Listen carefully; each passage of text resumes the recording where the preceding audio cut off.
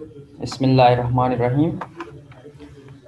Myself Alam Shah, roll number BP16500022. My group number is 46. Today my topic of presentation is corticosteroid drugs side effect on GI.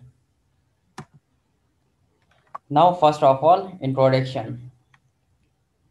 Corticosteroid consists of two major molecules which consist of glucocorticoid and mineralocorticoids.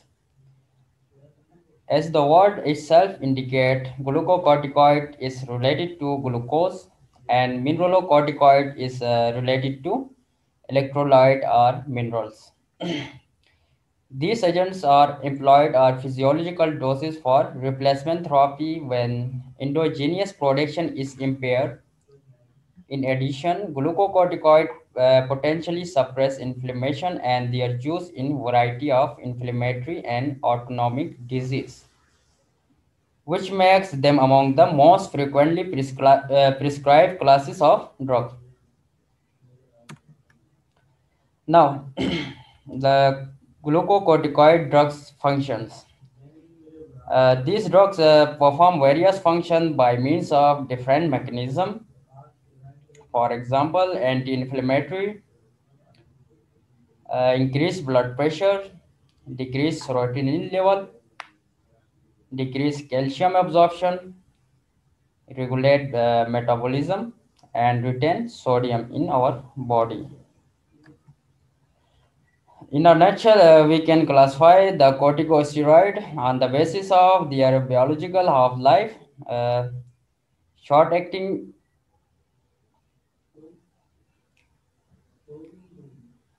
intermediate-acting, and long-acting. Short-acting consists of cortisone, hydrocortisone. They have a biological half-life of 8 to 12 hours. Intermediate acting consists of prednisone, prednisolone, and methylprednisolone. They have a biological half-life of 24 to 36 hours. Long-acting consists of dexamethasone and beta-methasone. They have a biological half-life of 36 to 54 hours. Now, the adverse effect of corticosteroid consists of, they are classified into dose dependent and duration dependent. Dose dependent adverse effect consist of hyperglycemia, hyperlipidemia, peptic ulcer disease, and psychosis.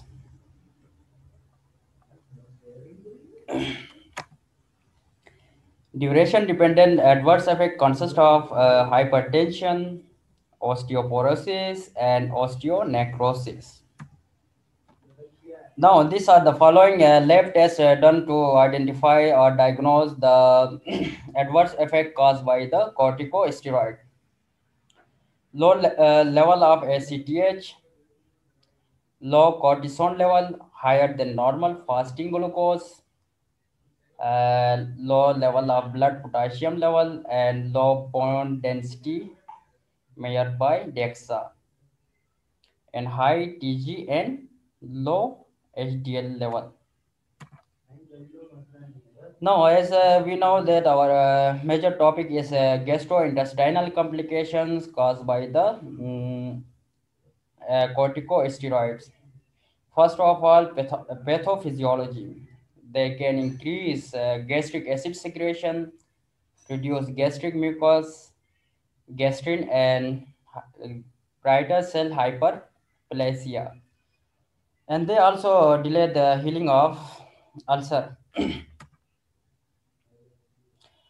Adverse effects include gastritis, peptic ulcer, and upper gastrointestinal bleeding. Prevention. We can prevent the adverse effect of corticosteroid by minimizing administration of oral steroid with food. Use of antacid, including H2 receptor antagonists or PPI. And we should also avoid those food increase acidity of stomach. Now let's come to the case study. A 66-year-old female having a weight of 68 kg is newly diagnosed with PMR. She is a drinker, smoker, 1 to 2 pack per week. She started prednisone 15 mg per day and naproxen 500 BID 1 week ago, and she shown dramatic improvement in the muscle pain of her shoulder.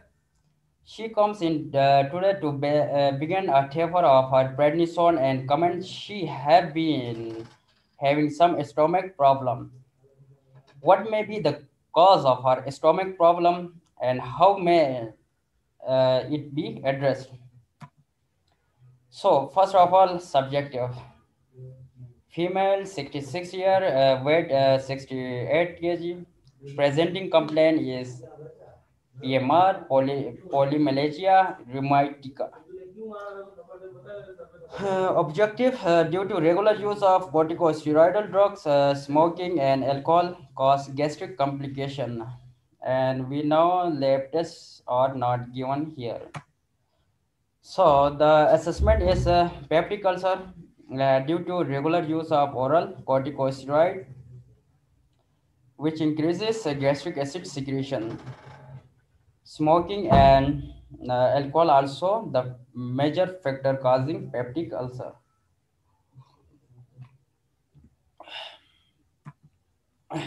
So plan educate patient about her diet. She should have to stop smoking and alcohol. We can prescribe corticosteroid, for example, and sit along with the PPI, or we can prescribe COX-2 inhibitor, for example, celecoxib. Hope I will able to deliver my message under the topic corticosteroid drug effect on GI. Jazakallah. Thanks.